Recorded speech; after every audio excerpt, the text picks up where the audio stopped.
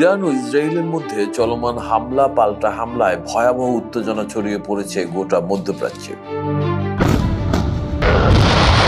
সর্বশেষ খবরে জানা গেছে, ইরানের ইসলামিক রেভলিউশনারি গার্ড কর্পস এক বিবৃতিতে দাবি করছে তারা ইসরায়েলের প্রতিরক্ষা ব্যবস্থা ধ্বংস করে দিতে যাচ্ছে। এখন তাদের ক্ষেপণাস্ত্র এবং ড্রোন বহর।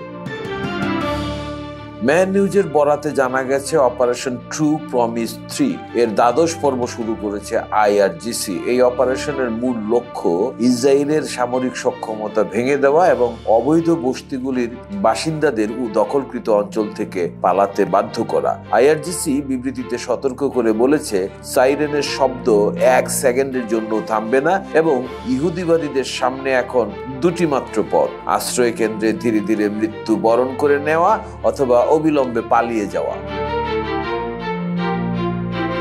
আইআরজিসি আরো স্মরণ করিয়ে দেয় তাদের সাবেক প্রধান হোসেইন সালামের সেই ঘোষণা, যেখানে তিনি বলেছিলেন ইসরায়েলের অপরাধের জবাবে নরকের দরজা খুলে দেওয়া হবে। এই ঘোষণার পরপরই ইসরায়েলের বিভিন্ন অংশে ক্ষেপণাস্ত্র ও ড্রোন হামলা বেড়ে গেছে।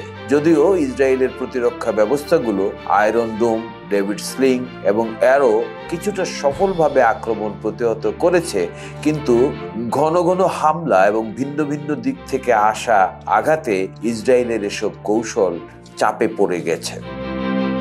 বিশ্লেষকরা বলছেন, এই সংঘাত এখন আর সীমিত আকারে নেই, বরং এটি মধ্যপ্রাচ্যের এক পূর্ণাঙ্গ আঞ্চলিক যুদ্ধের ভয়াবহ রূপ নিতে পারে। ইরান সরাসরি যুক্ত হয়ে যাওয়ায় হিজবুল্লাহ, হামাস সহ আরো কয়েকটি গোষ্ঠীও সক্রিয় হয়ে উঠেছে, যা পরিস্থিতিকে আরো জটিল করে তুলেছে।